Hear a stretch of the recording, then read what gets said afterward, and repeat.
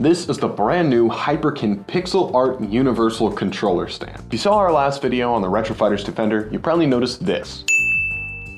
If you're like us and PS5's missing.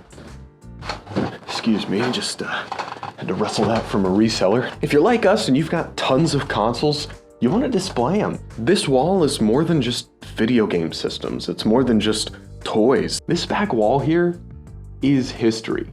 Without it, nostalgic video games wouldn't exist.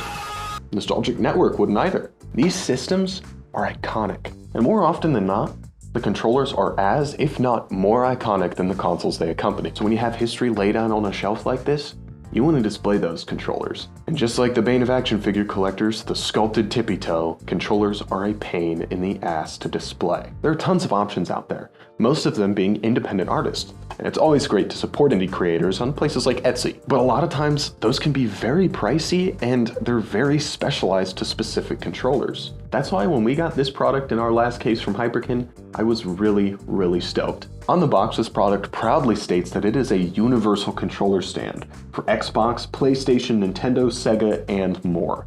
This thing can hold whatever controller or handheld you want. Not only that, their MSRP is $12.99. That means you can order a lot of these. They might not be specialized and cradle your controller's contours perfectly, nor will they have the etched logo of the console or match visually with some special edition with a Triforce or a Warp. And they won't match thematically with any special edition consoles you have with like some sort of laser cut Triforce or Warp pipe. But they are cheap, sit on your shelf, and hold your controllers. Hyperkin's one of the best distributors we work with at nostalgic video games, and they do a great job at getting their product to stores like us. Sometimes it can be really hard to get products like this in, especially when products like this are primarily made by independent creators. So the fact that Hyperkin decided to put something out like this makes me pretty happy. It's hard to find stands that will adequately support and display all of your controllers regardless of console or design, and that's what I'm gonna do today. I'm gonna go through and grab every controller off of these shelves and see how the Hyperkin pixel art stand holds them. Before I jump into it, we are not sponsored by Hyperkin. We purchased this product ourselves for sale in our store Nostalgic Video Games. We have a great working business relationship with Hyperkin, but they don't pay me to say or do anything. All of my opinions in this video are just my own. The only way to directly support this channel as of right now is our Redbubble store. The link is in the description. We've got lots of cool designs on there and shirts, stickers, posters, anything you want. Redbubble's awesome, so go check it out if you haven't already. So without further ado, let's get into it. So I wanted to start off with one of my favorite and least favorite controllers, and also one of the most difficult ones to display, the N64. And check that out. It sits in there perfectly. Nice and sturdy and displays it really nicely. And here we have its successor, the Nintendo GameCube. This one is a little weirder to get perfectly balanced. You just sort of have to set it on the end of these two thingies here, and it balances there pretty good, and it looks really nice.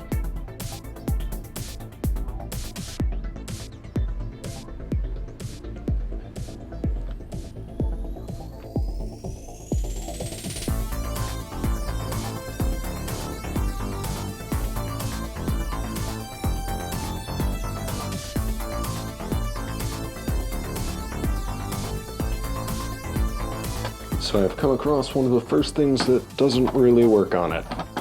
The Game Boy just has that weird little sort of round edge. It doesn't really want to sit right.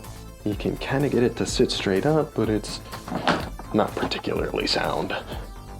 And just like the Game Boy Color doesn't really want to sit on there. But the Game Boy Pocket works relatively well. Game Boy Advance, however, works great. And this SP just looks fantastic. Sits perfectly balanced, opened up like that. That just looks great. The 2DS is also a little too top heavy to really sit right in here, so it kind of just slides right out of those top hooks. But almost all other Nintendo handhelds fit great. So here we have a 3DS XL, and that looks great and fits well, closed or open. One of the last Nintendo things I wanted to test out here was the Wii U Game Pad.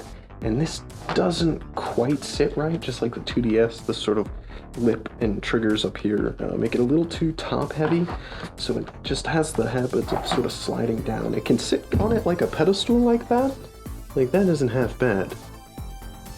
But if you look underneath, it's not sitting how it's supposed to.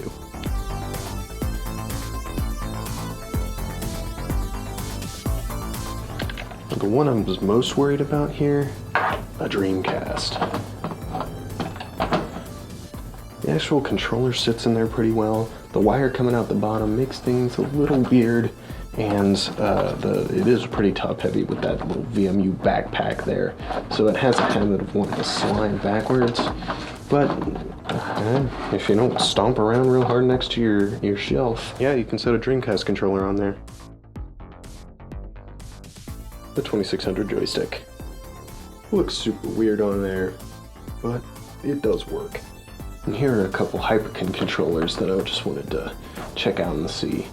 It's kind of weird since they've got this sort of little notch in the bottom. The Scout doesn't want to sit on there just right. You gotta kind of balance it, but once you get it on there, it's on there pretty good. The Cadet, and that just looks great. And just for a little self-indulgence, here's the Colecovision Calculator. Actually looks really good. And it works with the PlayStation Namco Blaster. That's just awesome. Now these are available in yellow, teal, purple, clear, blue, and black. So we just have blue here that we ordered to test out, but we will definitely be ordering a bunch of the other colors for our store, so stay tuned for that. Hey, thanks for watching just this quick little video today. If you enjoyed, make sure to like and subscribe, it goes a long way. And if you're interested in one of these, you can pick them up at Nostalgic Video Games or on Hyperkin's website. We'll see you next time.